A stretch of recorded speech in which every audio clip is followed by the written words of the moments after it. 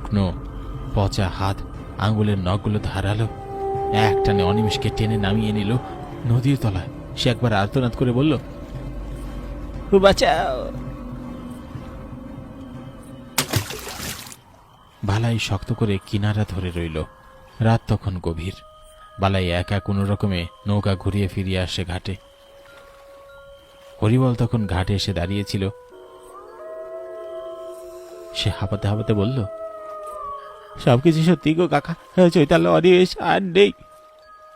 হরিবল মাথা নিচু করে বলল, 30 বছর আগে এক বালককে এখানে বলি দেওয়া হয়েছিল নদী দেবতার নামে। মোড়ল পুরোহিত আর গ্রামের লোকেরা মিলেই কাজ করেছিল। সেই ছেলের চোখে তার বাবা ওই নদীতে ঝাঁপ দিয়ে আত্মহত্যা করেছিল। আর অভিশাপ বয়ে বেড়ায় মধ্যরাতের যাত্রীরা। আর এই আত্মাটা ওই ছোট ছেলের বাবা। বালাই পিছনে তাকালো। নদীর ধোঁয়া আবার গাঢ় হয়ে উঠছে। তাদের পিছনে যেন ভেসে এলো এক ফিসফিস। আমার ছেলেটা চাই।